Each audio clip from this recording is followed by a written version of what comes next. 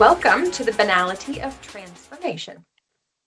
Brought to you by Future Proof Fashion. I will be your host today, Sasha McFarlane. We also have Bill McCraith joining us, our executive advisor at Future Proof Fashion. So working in transformation is incredibly hard, and I think probably from the audience that we'll have today, this will be no foreign concept. A lot of you yourselves will be knee-deep in transformation and strategy and have witnessed your fair share of failures yourself. I personally have spent most of my career working in strategy work and transformation work, so I too have witnessed my fair share of failures. And this really exposes you to the truth behind some of these statistics here. The first one being McKinsey, and you'll probably have heard this, right? 70% of large-scale transformations fail. Bain really backing this up as well a few years later, with only 12% of transformation efforts actually ever achieving their initial stated objectives.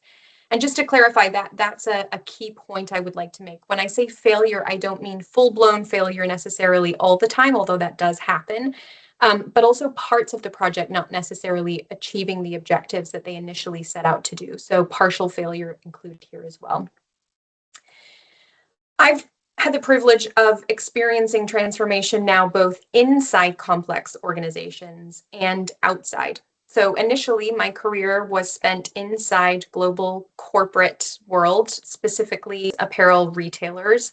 And my role was essentially to really drive strategy within those large corporate organizations. And now I sit outside as an external consultant, sometimes helping those same enterprises with their big ideas. And I can tell you from the inside what it looks like. So we typically sit down and have our big blue sky strategy sessions, and we'll develop our key initiatives. We'll bring in top tier consultancies like BCG to validate those and to put together a really sexy slide deck. And then we'll launch it, right? We bring it to a town hall, and most of the time this comes with huge investment, either in a big reorg or some technology that's going to help us achieve stated objectives. And so we fast forward a few months, and we'd have developed fantastic project plans. We'd have had countless project meetings, trackers, you name it. And again, I'm probably preaching to the choir here, but what we noticed was very little was changing. So we were drifting back into our old habits. Now, as a consultant, I can't tell you how many times I have come into an organization, handed a 64+ page deck from BCG and asked, why didn't this work? And so we'll flick through and we'll see that actually the logic was sound. They had some great ideas. They understood the organization, yet we were stuck in the same place that we were when I worked on the inside. Even these big powerhouses were facing the same issues that we were having internally. And seeing this consistent pattern form, we realized something's going on here. And so it's very tempting at this stage to start blaming the people. And you'll often hear things like this. The people were resistant to change, or they had their own agendas, or they didn't work hard enough for it. And we think that motivating people is going to get them to change, or selling them some big vision is going to get them to change. But that always felt like such a cop-out to me, because genuinely, I don't know anyone that set out to come to work and do a bad job. In fact, it is human nature that we want praise. We want to be told we're doing a good job. So if you take that assumption and you know that it is human nature that we seek approval and praise, then there must be something else going on underneath. So at this point, we did something slightly radical for a small consultancy. We paused all other work and decided to focus solely on this question. What keeps going wrong? Bill and I went knee deep into project postmortems for months, and we were looking for some big aha. There must be some pattern that we haven't seen. There must be something that we're missing. But essentially, what was the one killer mistake? And actually, what we discovered was slightly more banal. And I specifically remember the moment that it all landed. It was a sunny morning, surprisingly, here in Scotland. I was jogging along the Scottish coast and actually listening to a podcast featuring Charlie Munger, unsurprisingly, who was the vice chairman of Berkshire Hathaway and longtime partner of Warren Buffett. Just an incredibly well-read, well-educated man with some fantastic ideas. And the podcast specifically was discussing his research on behavioral economics. And he said something that made everything we had been researching just fall into place. Show me the incentives, and I'll show you the outcome. He went on to emphasize that incentives drive actions more than intentions, and that understanding incentives, you could actually predict the behavior of people. And so we asked ourselves, well, when thinking about enterprises, what are the forces around an operator that make one choice feel more rewarding, more attractive, more sensible than others? In other words, what were the incentives working on our operators within complex enterprises? And we're not just talking about their targets or annual bonuses or compensation package, because we'd fallen into that trap many times ourselves, and we had watched other firms do the same thing. Financial rewards are important, but they really are only one piece of the pie. So we dove into the research, into behavioral economics, organizational dynamics, activation theory, and through years of watching real people make real decisions, we observed a pattern. Under every critical decision, there were 5 clear forces at play. Number 1, financial. So the most obvious when we think about what is a corporate incentive or an incentive in a corporate environment. The formal rewards, the penalties, the how am I compensated and how do I unlock my bonus. But then there are these structural incentives. So you can think about these as the rules or systems, calendars and approvals, and those make some choices very easy and some choices very painful.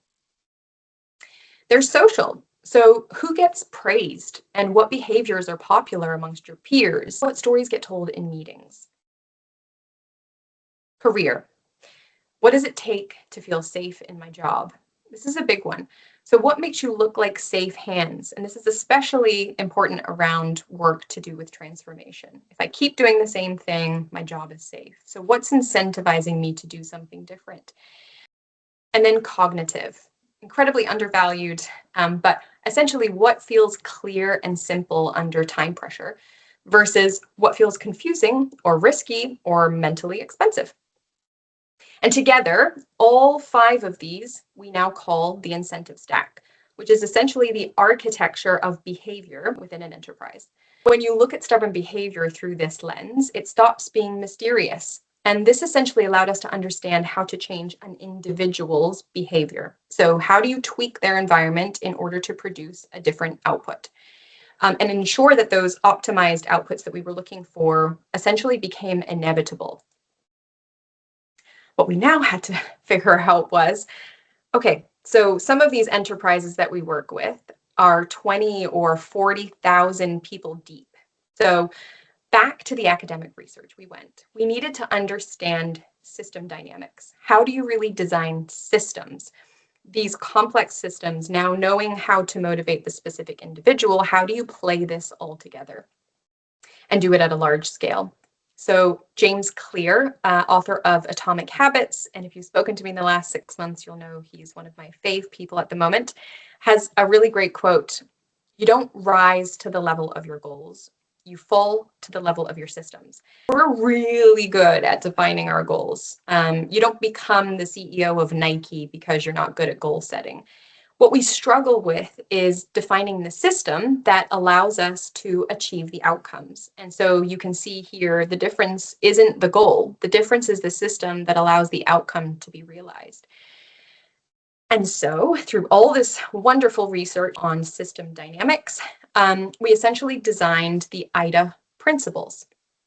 And if you remember nothing else from today, I highly recommend you take a little snap of these and put them in your back pocket. Number 1, humans respond rationally to their environment. So if it looks like someone's acting irrationally, it usually means that you just haven't understood their incentives or constraints yet. So for example, a buyer who's over-ordering is often protecting themselves against stockout penalties. And in that context, they're very sane. Number 2, outcomes emerge from recurring micro decisions. So transformation can typically look like it's one singular big intervention or a moment of rupture. But actually, if we look backwards and at the data, The story's slightly different. It's born out of thousands of small, tiny changes about buys or prices or lead times and exceptions. Number 3, behavior is architected. So people don't just choose freely. They respond to that 5-layer incentive stack. So what's pushing them financially, structurally, socially, career-wise, cognitively? If any of those lean in the different direction than your objective, you'll go off course. And then systems need sensors. So especially in knowledge work, this is a very difficult thing to do. But if we don't have short, meaningful feedback loops, people can't actually learn whether the decisions that they're making on a daily basis were good or bad for the optimal outputs. And so being able to design short feedback loops in knowledge work is critical to keep people focused and motivated and incentivized to make the decisions that you're trying to get them to make. Without near real-time sensors, even really good incentives can start to decay. And then critically, number 5, time will magnify whichever behavior you repeatedly reward. And so a small bias towards overbuying, repeated thousands of times every season across all of your buyers, becomes a structural overstock and markdown dependence. Likewise, in the other direction, can significantly compound in your favor. So those small changes compounding over time are essentially what drive big outcomes. And so these 5 principles sit underneath everything we do in IDA. And if you really look at these, they seem like common sense, but we don't necessarily practically apply these in the wild. So back to the complex human system. Let's walk through this. For today's purpose, we're going to keep this example incredibly simple by focusing on one operator and one decision. We can't go through 10,000 and all the decisions that they make. But I would like to note here that detailed IDA methodology takes into account what cross-functional impacts there may be upstream and downstream, how they need to be considered. And when you actually build out your decision architecture through an IDA implementation, these start to become really explicit and much easier to catch before it's too late, before there's a downstream impact that becomes a much bigger issue. So, step 1 is to capture the measurable objective. You have to know what you're aiming for to know whether or not the tweaks that you're making to the system are letting you realize those objectives or not. And so this is very important that you set something that you can measure and track. Say for this example's sake, we're trying to reduce our markdown rate by 20% within 12 months. Now what we need to do is trace that down to controlling decision. So we'll look at which roles are making which decisions at which frequency and with how much free will. So what information are they looking at? And rather than a rubber stamp, are they actually able to have an influence over that? Once we've identified a decision and the role that makes that, we'll go along with this men's t-shirt buyer, right? So we're reducing markdowns by 20%. We know that a men's t-shirt buyer will have an impact on that. So however much she buys will essentially equate to potential markdown versus full price sell-through. So what we want to do is document the incentive architecture shaping her decision. We know the decision we want her to make, which is buy conservatively, potentially buy in season, so buy much closer to your demand signal. And so let's assess whether or not we think the incentive stack delivers on that. So we'll look at financial. In this case, her bonus doesn't necessarily include anything on full price sell-through. In terms of social, heroes are the ones who made the quarter, regardless of how much we had to ship off to TK Maxx, post-season. Cognitively, her IMU KPI is big and visible on her dashboard, but her markdown KPI is hidden. It's not necessarily something that she can see unless she goes out and seeks. Career, she's getting a call if there are empty shelves. So if someone's on a store visit and there's empty shelves in the men's t-shirt department, she's getting a call. Versus any excess is a downstream issue. So again, whatever gets shipped off to TK Maxx isn't necessarily her problem. And then structural. So in-season buys or OTB processes are hefty. They aren't necessarily standardized and they're very difficult to be able to achieve. So knowing that what we're trying to achieve is a reduction in markdowns, but actually looking at her incentives, we can start to identify there are a couple that are pushing her to make actually very different decisions. So in terms of financial, again, she's being pushed pretty hard not to pay any attention to full price sell-through, and so markdowns completely off her radar. Likewise, cognitive, again, not having that markdown KPI when you're specifically targeting a reduction, big mistake.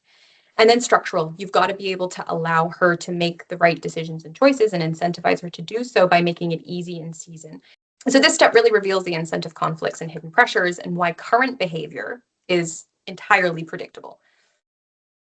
And so those are the ones that you focus on changing. So after diagnosis, we redesign the incentive system to make the desired behavior inevitable.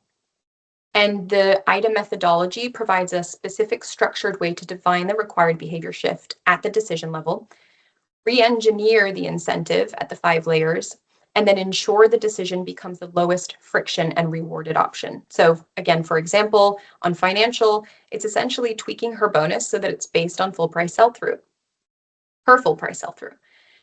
Cognitively, its full price sell-through is part of her IDA cockpit, which again, you'll see in a second, but it is a very visceral reminder that you need to be focused on full price sell-through. And then structurally now is a standardized and enforced OTB process, which again, you'll think about the upstream impacts that has on finance, which again, in a detailed layout of IDA, you'd be able to see how those start to get highlighted. But essentially, once you redesign these, you can now start to track the trajectory and impact. Behaviors are sequenced so that shifts are very stable, measurable, and scalable. So essentially what we're looking to understand in these small scope implementations is the incentive mix that we've changed it to producing the intended behavior? And are there any new conflicts or unintended issues before we propagate the changes?